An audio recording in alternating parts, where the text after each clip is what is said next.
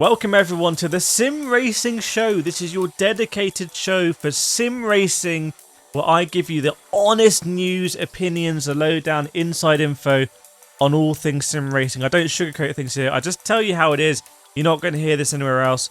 First thing I've got to say in this episode is F1 sim racing is dead. It's cancelled.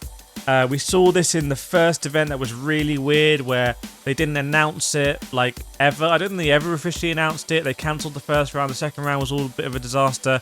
And now F1 Sim Racing Event 2 has officially been cancelled. Loads of news on this on Twitter.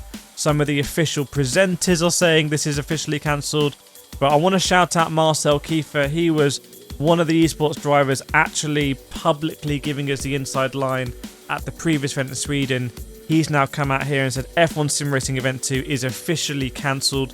We don't know the reason. Event 1 has been a mess and nearly didn't happen, but this is just ridiculous. Sorry to all fans.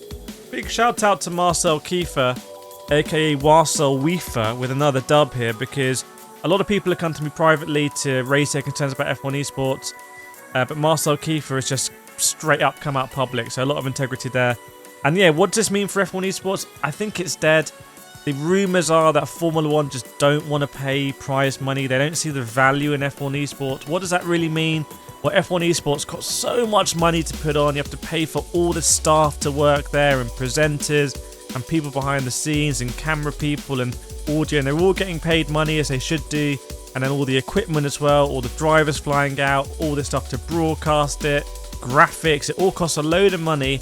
And are they getting any money back? No, because esports at the moment doesn't really seem to be working that much. So the audience that are watching F1 esports is not an audience that Formula 1 cares about, to be honest. And if you go on the Twitch chat in these events, you can kind of see what they would be thinking, because it's just like an absolute wasteland. So that's the big news there. That's actually massive news. F1 esports might be dead.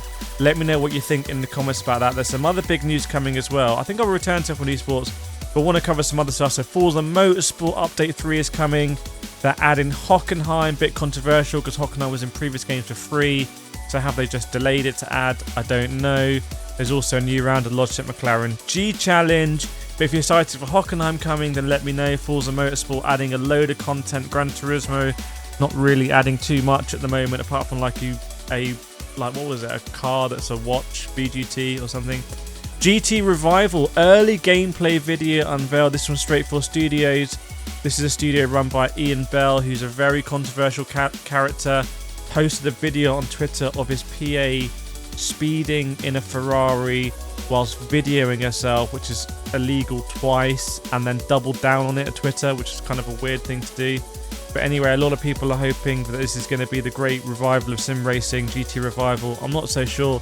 It looks really good in the screenshots, but you know, this is the team, I think, that did Project Cars 3, so we'll have to wait and see. Fingers crossed it's going to be an amazing sim racing game. That might be releasing in 2025, my editor thinks. Gran Turismo World Series Finals took place. That was in Barcelona. Nissan won. I think Polura again had an absolutely great event there. He's one of the hottest drivers right now. He won in the Toyota GT Gazoo thing, and he also won in Nations Cup. So Coco Lopez, Jose Serrano, and Polura. Drivers I've all raced against, very fast drivers. Great to see them do well in Gran Turismo land. Low Fuel Motorsport is adding Assetto Corsa to its roster.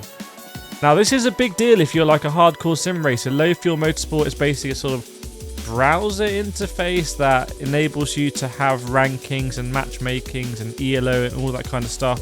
Basically does all that kind of matchmaking outside of the game, and then sets up the servers and puts you in the servers. So really popular on Assetto Corsa Competizione.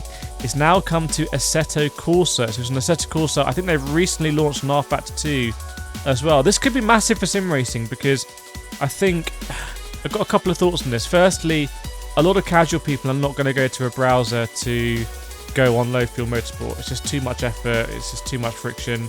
But I think for people that aren't too bothered by it, this is going to elevate their experience massively, and it might unlock the real potential of Assetto Corsa. And I wonder what it means for console games like Forza and Gran Turismo. Would they benefit from a system like this as well, so you're not limited to the tiny selection of daily races we will see. Let me know what you think in the comments about that. iRacing's 2024 Season 1 build drops. I was doing iRacing at the weekend. I was racing with Max Verstappen and he crashed into me. So if you've seen that, you've seen it. That was definitely Max crashing into me.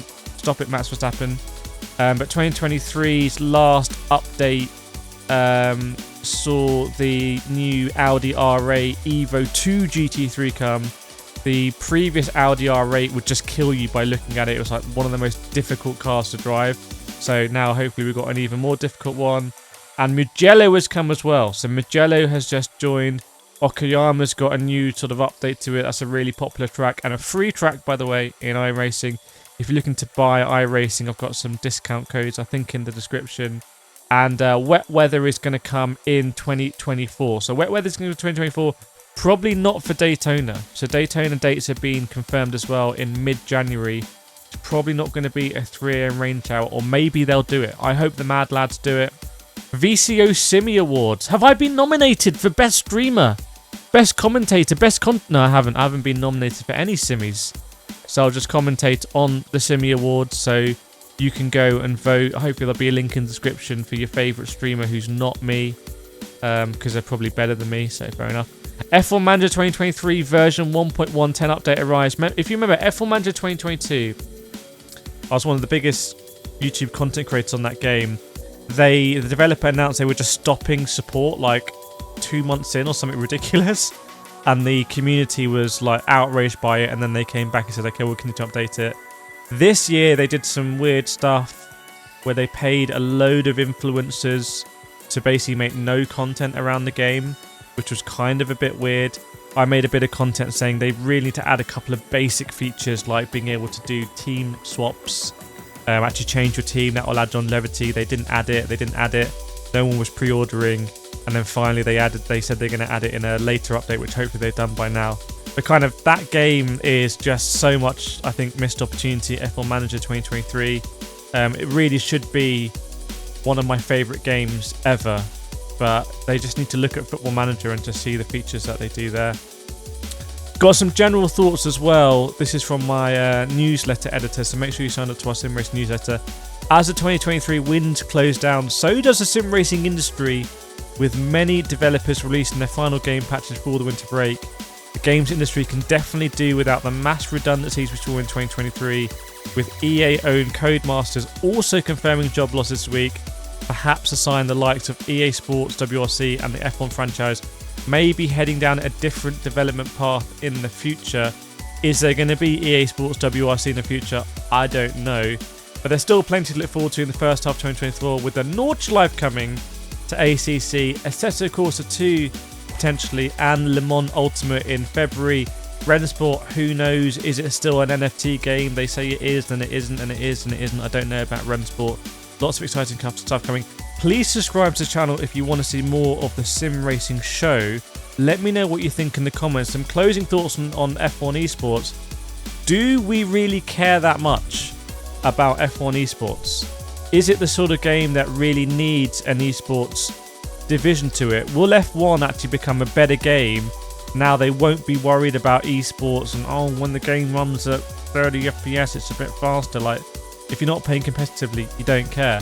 So maybe the game will just become more fun now. They don't care about the esports. So maybe a silver lining there, or maybe it's a sad moment. You let me know in the comments, and I'll see you next time on the Sim Racing Show.